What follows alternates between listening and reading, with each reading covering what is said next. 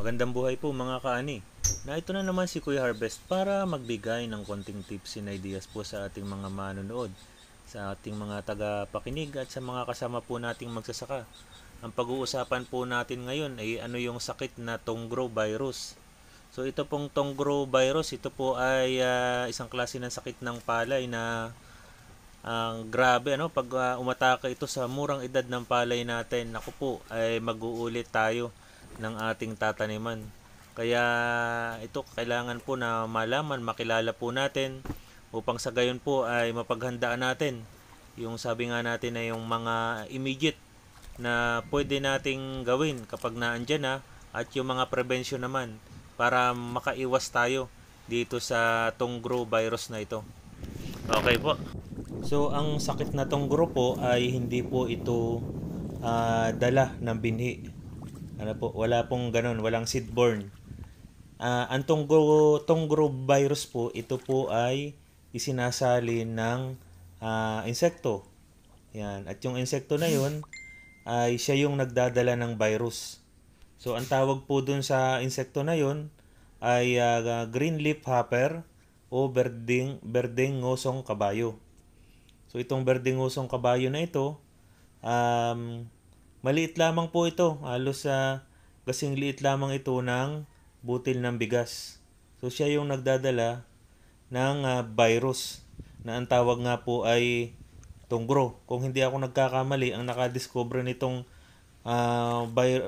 Tongro na to is si Dr. Trong. Binaliktad lang yung Tongro, Dr. Trong. Yan. Yan. So, ito pong Tongro virus na to, ito ay nagiging dahilan upang ang palay natin ay dumilaw. Yan. So, wala pong pinipiling edad po ito. Buhat sa punlaan, hanggang ang palay natin ay sumasapaw na, namumulaklak na, pwede po siyang tamaan. Pero ang problema kapag po ang palay natin ay tinamaan sa punlaan pa lang hanggang 30 days na nagsusuwi, ay baka po wala po tayong anihin o mamamatay po ang mga palay natin. Kaya importante po yung mga paalala sa pagtatanim ng variety ng palay. So dapat alam natin yung history nung ating tinataniman ng palay.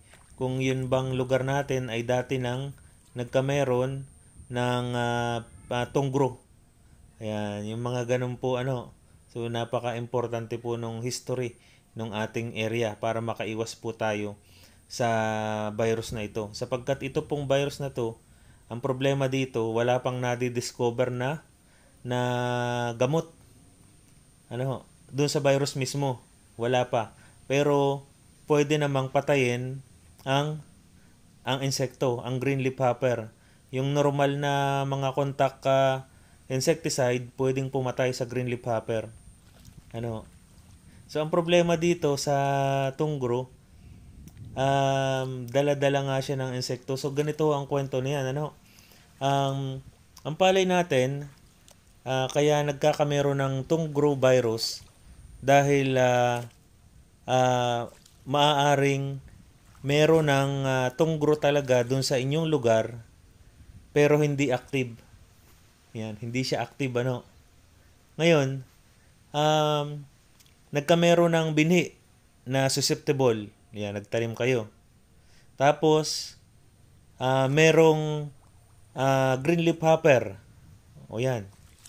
Tapos, meron dong halaman na may nagtataglay ng virus na Tongro. So, yung tatlo na. Susceptible variety nyo, may green leaf hopper presence, may presence ng green leaf hopper at may halaman na nagtataglay ng Tongro virus pero hindi active. Ngayon, pag nagsama-sama ho yung tatlong yan, itong si green leaf hopper ay sumipsip dun sa halaman na nagtataglay ng Tongro virus at siya ay lumipat, palipat-lipat, nanginain, sumipsip dun sa palay na tinanim natin na walang virus. Ayan, mapapalipat na yung virus doon. So dun magsisimula yung pagkalat ng virus.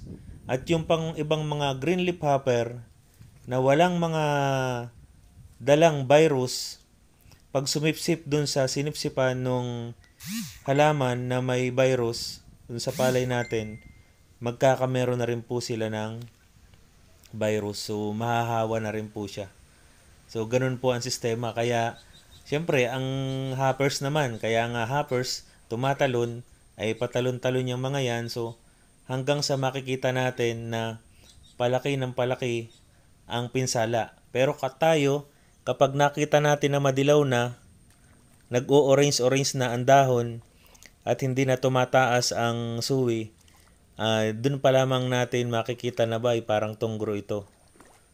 So kaya lang hindi nakikita ng mata natin yung nagsisimula pa lang hindi nakikita natin is kapag malala na. Ganun po yung nagiging problema dito, malala na. So hindi na natin minsan maaagapan. Yun po ang sistema. Ngayon, ito namang ang green leaf hopper, after 7 days o kapag sila ay nagluno, nawawala yung virus sa kanila. Ang problema, kapag sila ay sumipsip ulit dun sa halaman na may tunggro, ay magkakameron ulit sila. So kaya kahit patayin natin yung green leaf hopper ng mga insecticide, kung meron namang ibang green leaf hopper galing sa ibang lugar, napayad ng hangin, dala ng sasakyan o kung ano man, at sumipsip doon sa lugar na yun, ay magkakameron din sila. So hindi po parang advisable na gumamit po tayo ng insecticide. Unless na lamang kung yung buong area, yung lahat ng kahanggan mo, o kung isang buong barangay man ay mag-i-spray at para maubos yung mga green leaf hopper. Yun. So, ganun po ang kwento ng tunggro virus. So, paano po natin malalaman na talagang may tunggro virus nga yung ating palay? Kasi minsan, napapagkamalaan na ito ay kakulangan sa nitrogen o minsan ay sa zinc. Halos pareha sila ng symptoms. Naninilaw ang nitrogen, ay dito naman sa tunggro virus, nag-o-orange-orange. Naninilaw na nag-o-orange at nagiging bansot na yung mga halaman, mga palay natin. So, ang pakilanlan para makilala nyo ang tunggro virus, tumayo kayo sa inyong pilapil, pagmasdan nyo yung inyong palayan, pag may nakita kayong bila-bilao o parang bilao na naninilaw na or tumpok-tumpok na naninilaw, posibleng yan po ay gawa ng virus na tunggro. Ayan. Kasi po kung yan po ay kakulangan sa nitrogen, dapat pagtingin nyo dun sa inyong lugar, sa rice field nyo, makikita nyo buong area lahat madilaw yan, walang pinipili. Hindi siya tumpok-tumpok. Yan. Para makasigurado pa kayo, ang gawin nyo, yung isang punuan, putulin nyo sa gitna para bang kinain ng kalabaw. Ayan o. Ngayon, intayin nyo na sumuloy, lumabas yung dahon ulit.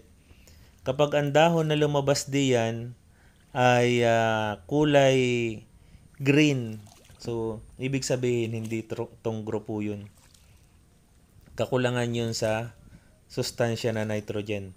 Pero kapag ang lumabas dyan o sumuwi yung dahon nyo o sumuloy yung murang dahon ay orange, ay positive po talaga yan sa tunggro.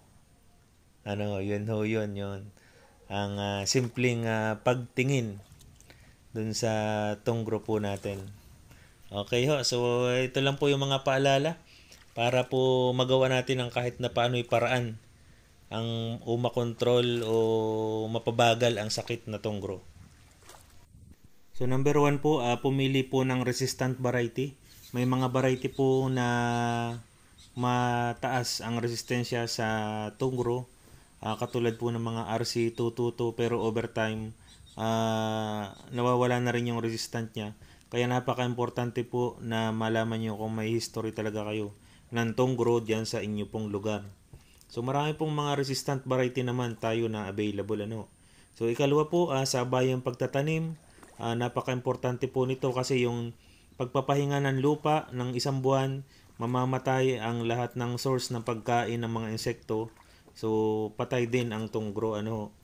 At kapag naman umuna kang nagtanim, syempre ikaw ang maaaring source ng virus at yan po ay sunod-sunod na kakalat sa susunod pang mga magtatanim. So pangatlo po, araruhin po ang mga raton ano. Yung iba po hindi na inaararo ang raton kahit na natongro. So nandun pa rin yung source ng virus. Kaya importante po, araruhin na at kapag nakaani na, sunugin po yung mga dayami ano. Kasi yan nga, wala tayong magagawa kahit hindi natin kahit bawal ang pagsusunog ng dayamic, pero kung may virus na tungro ang palay nyo, ay sunugin nyo na ho. Lalo na po kung alam nyo na sa lugar nyo hindi po nagpa-practice ng sabay ang pagtatanim. Sigurado po yan, lilipat po yan sa susunod na taniman. At yung ikaapat po, gumamit po tayo ng muriate of potash. Ano po? So, ang muriate of potash po, napakaganda po niyan. Ano? Sabi nga natin, yan ay pinapatibay ang katawan ng palay. So, kapag po yan ang ginamit natin, sa panahon na nakita natin na ang palay natin, lalo na yung mga panahon naglilihi, nagbubuntis, so sayang kung hindi sila tuluyang makakabunga.